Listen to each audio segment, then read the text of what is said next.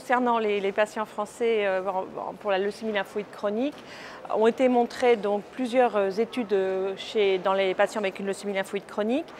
Les études de maintenance avec le lénaludomide, le Revlimid, à la fois des études après une première ligne ou une seconde ligne, on a montré que ça augmente la qualité de la réponse et la durée de cette réponse, et également ça diminue le nombre de cellules résiduelles dans le sang et dans la moelle après l'arrêt de la chimiothérapie.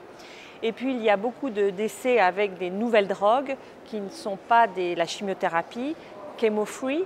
qui sont en fait des drogues comme des inhibiteurs de BTK, des nouveaux inhibiteurs de BTK, donc du BCR, qui sont comme l'acalabrutinib, et puis un nouvel inhibiteur qui s'appelle de chez Bengine, qui est aussi très efficace dans les LLC, et aussi les combinaisons des anticorps monoclonaux comme l'ubinutumab, qui est un anticorps monoclonal anti-CD20, avec des drogues qui sont des librutinib ou éventuellement librutinib et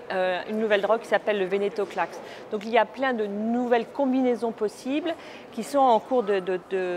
d'essai. Pour le moment, ce sont des résultats très préliminaires et il faut encore attendre les résultats finaux pour dire si les combinaisons de ces drogues sont très efficaces, et également en termes de toxicité, parce que quand on combine plusieurs drogues, on augmente aussi la toxicité.